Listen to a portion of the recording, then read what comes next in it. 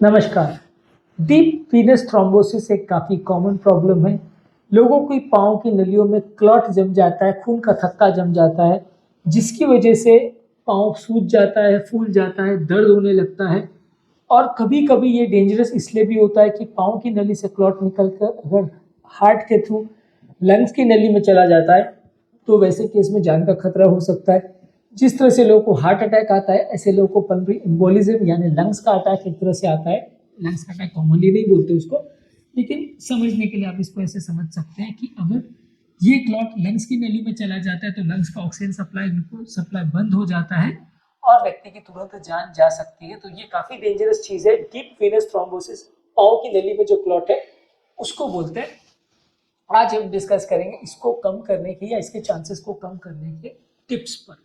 Topic पर जाने से पहले जो लोग हमारे चैनल पर नए हैं उन्हें रिक्वेस्ट करूंगा कि चैनल को सब्सक्राइब करें, वीडियोस को लाइक और शेयर करें। डीप वेनस थ्रोम्बोसिस के लिए सबसे इंपॉर्टेंट चीज है अर्ली एम्बुलेशन यानी एक्टिव रहना। जो लोग बैठे बैठे रहते हैं या बैठे बैठे का जीवन रखते हैं, पाँव की मसल को मूवमेंट नहीं करवाते हैं, उनको इसका चांस ज्यादा होता है। ऐसा होने का कारण ये है कि जब हम बैठे बैठे रहते हैं तो पाँव की नलियों में ब्लड जमा हो जाता है, जिससे ब्लड में जमा कचरा बैठ जाता है और क्लॉट बन जाता है।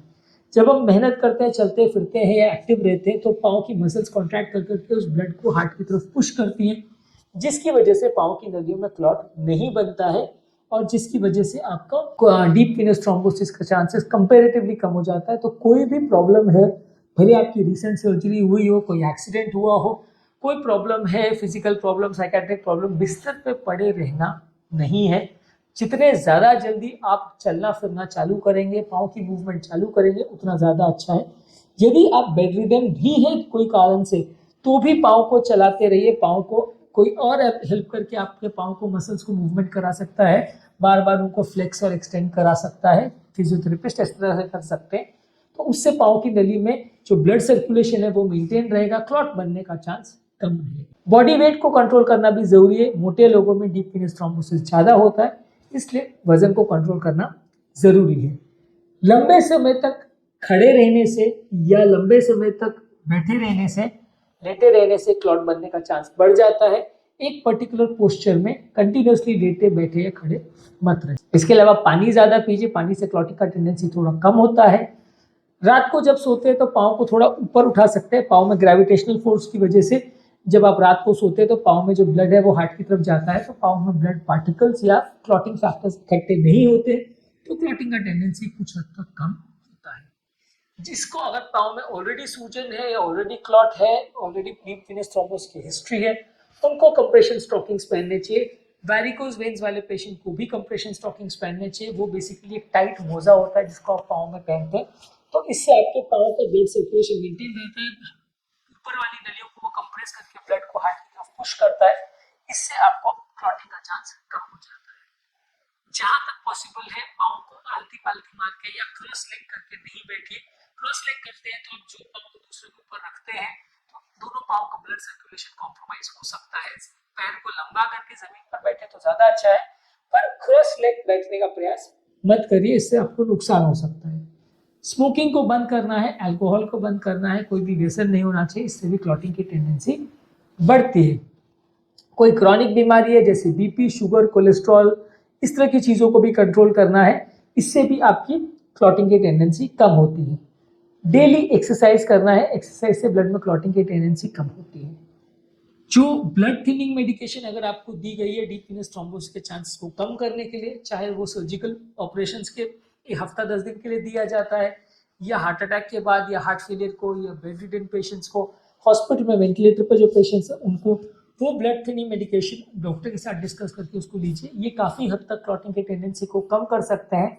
और क्योंकि ये बीमारी जानलेवा है, जब तक ये दवा ज़रूरी है उसको लेना चाहिए।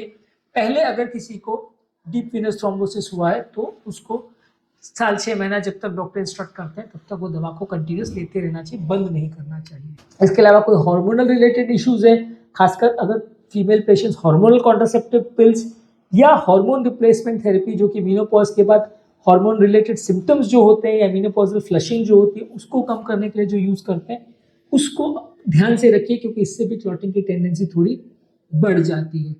इसके अलावा जब भी आप ट्रैवल कर रहे हो तो कभी कभार लॉन्ग डिस्टेंस जब फ्लाइट में लोग ट्रैवल करते हैं तो एक ही पोजीशन में घंटों तक बैठे रहते हैं, खासकर इंटरकॉन्टिनेंटल फ्लाइट्स में 12-24 घंटे भी लोग पोजीशन में बैठे रहते हैं, उससे आप क्लॉटिंग टेंडेंसी बढ़ जाता है। बीच बीच में खड़े होकर थोड़ा चलिए, पाँव को थोड़ा रिलैक्सेशन दीजिए, इससे भी आपका क्लॉटिंग का टेंडेंसी या डीप वीनस थ्रोम्बोसिस का चांसेस कम हो जाएगा।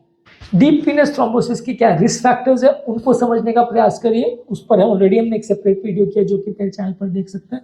उन्हें कम करने का प्रयास करिए तो आपका क्लॉटिंग का चांसेस या एम्बोलिज्म का चांसेस काफ़ी कम हो जाएगा। इसके अलावा जहाँ तक डीप वीनस थ्रोम्बोसिस के सिम्टम्स है उसके बारे में भी जानने का प्रयास करिए कि इसमें पाँव में जो सूजन आती है, एक तरफा सूजन आती है, सीवियर पेन होता है, पाँव लाल हो जाता है, छूने में भी दर्द होता है, उसको सेलुलाइटिस से कैसे डिफ्रेंशिएट करेंगे। सेलुलाइटिस में इन्फेक्शन हो जाता है, पाँव लाल हो जाता है, सूज जाता है, लेकिन वो एक लोकलाइज होता है, पूरा पाँव नहीं फूलता है। तो ये सब चीज़ों को डिफ्रेंशिएट करना थोड़ा आना चाहिए ताकि आप टाइम पर डॉक्टर को रिपोर्ट कर सकें।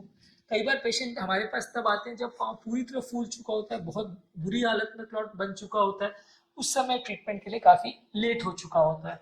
तो आप जल्दी रिकॉग्नाइज करोगे तो जल्दी डॉक्टर के पास आ सकोगे, जल्दी ट्रीटमेंट स्टार्ट हो सकेगा। इसके अलावा सर्जरी के बाद तुरंत चलना फिरना चालू करिए। जब कभी भी किसी भी पेशेंट की सर्जरी हो, जितना जल्दी पेशेंट चलना फिरना चालू कर सके उतना क्लॉटिंग का चांस कम होगा, और जब तक वो नहीं चल पाता है तब तक खून पतला करने की दवाइयाँ कंटिन्यूस चालू रहे तो अच्छा है। प्रेगनेंसी के दौरान भी आपको ध्यान रखने की ज़रूरत है। प्रेगनेंसी के दौरान भी लोगों को क्लॉटिंग का टेंडेंसी बढ़ जाता है। प्रेगनेंसी के दौरान भी हालांकि खून पतला करने की दवा कंटिन्यू लेने की ज़रूरत नहीं है, लेकिन आपको एक्स्ट्रा ध्यान रखने की ज़रूरत है। रात को सोते समय भी पाँव को अगर आप थोड़ा उठा के रखें और उसको 2-3 तकिए वगैरह रख के पाँव को लेवल को थोड़ा उठा देंगे तो ब्लड का सर्कुलेशन मेंटेन रहेगा, क्लॉटिंग की टेंडेंसी थोड़ी कम रहेगी। जब किसी को बार बार क्लॉटिंग का प्रॉब्लम्स है, बार बार प्रॉब्लम्स आ रही है, डीप वीनस थ्रोम्बोसिस है, इस तरह की क्लॉटिंग बार बार हो रही है, तो जेनेटिक टेस्टिंग करना चाहिए कि आपके कोई ब्लड में क्लॉटिंग पार्टिकल्स ज़्यादा तो नहीं है, protein C, protein S, factor V leading mutation, ये सब ऐसी बीमारियां हैं जिसकी वजह से आपको क्लॉटिंग के चांसेस बढ़ जाते हैं, तो इनका जेनेटिक टेस्टिंग करिए। डीप वीनस थ्रोम्बोसिस के कॉजेज और रिस्क फैक्टर्स पर हमने ऑलरेडी वीडियो किया है। जहाँ तक पॉसिबल है लूज फिटिंग कपड़े पहनिए, बहुत ज़्यादा टाइट कपड़े भी आपके सर्कुलेशन को पाँव के मेंटेन नहीं होने देते, पाँव का सर्कुलेशन नहीं हो पाता, इससे भी कई बार क्लॉटिंग बढ़ जाती है। जहाँ तक पॉसिबल है अगर आपको कोई जेनेटिक प्रॉब्लम या इस तरह का डिजीज निकलता है जिसकी वजह से क्लॉटिंग का चांस बढ़ रहा है, तो फिर लंबे समय तक खून पतला करने की दवाइयाँ लेते रहना पड़ता है, इससे आपको फायदा होगा। रेगुलर हेल्थ चेकअप्स करते रहिए। इस तरह की बीमारी का जिनको टेंडेंसी है, अगर उनको क्लॉटिंग एक बार हो चुका है या ऑलरेडी उसको इस तरह का बीमारी है, तो रेगुलर फॉलोअप से हेल्थ चेकअप करना चाहिए। कई बार क्या होता है, पेशेंट आता है हमारे पास 2 साल बाद, 3 साल बाद, 5 साल बाद, जब दोबारा उसको प्रॉब्लम हो जाती है तब वो आता है। तो इस तरह की चीज़ों को आप जल्दी डिटेक्ट कर लो, जल्दी एंटिसिपेट कर लो, सारे टेस्ट अगर होते रहें तो प्रॉब्लम्स होने का चांस कम होगा।